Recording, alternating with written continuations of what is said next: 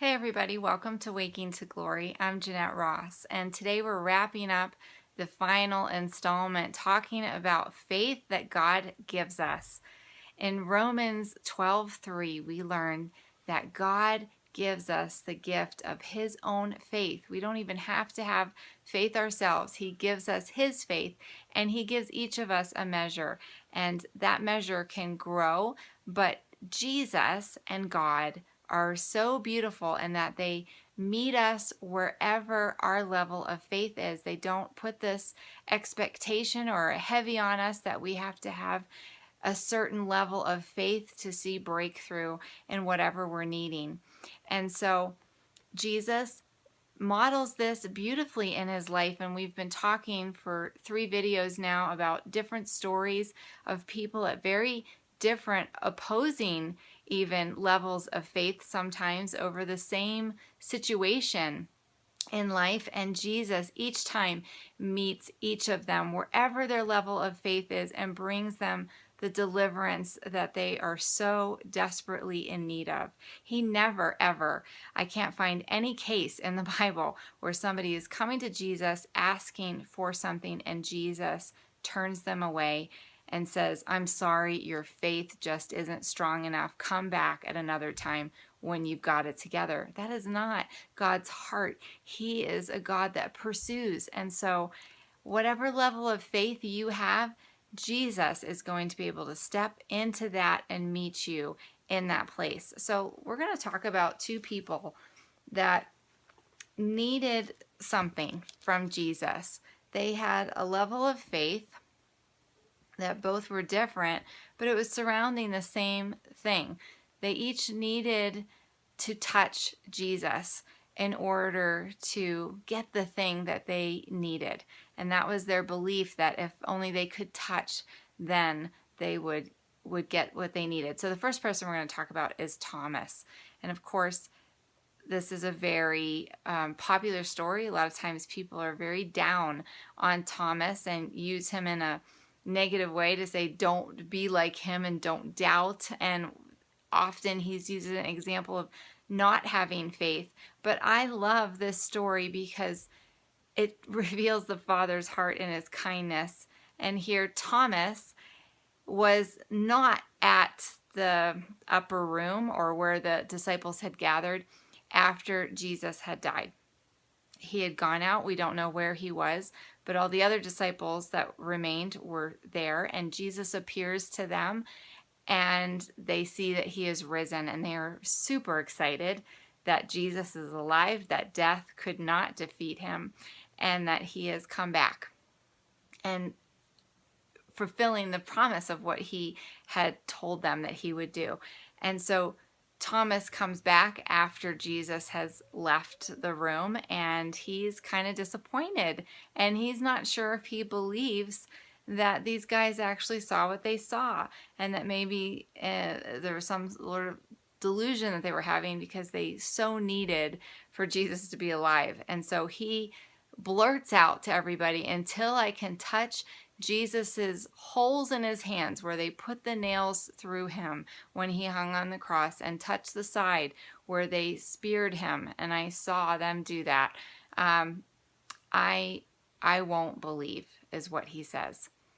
So then we move forward from there, and Jesus appears again to the group, and this time Thomas is there, and Jesus tells him, hey Thomas, come touch my hand. And he invites Thomas to actually do what Thomas said he needed, and Thomas comes and touches his hand and touches his side and believes, obviously, that this is Jesus and that he has risen from the dead, and he is so grateful and so thankful.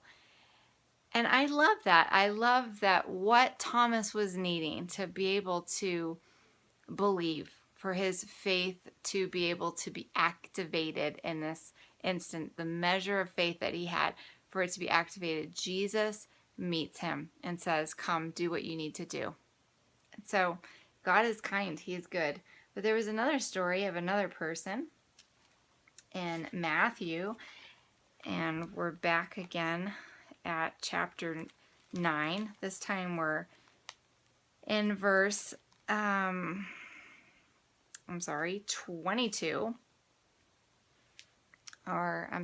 Verse 20. It says, a woman who had been sick for 12 years with internal bleeding came up behind him and touched a tassel of his robe, for she thought, if I only touch him, I will be healed.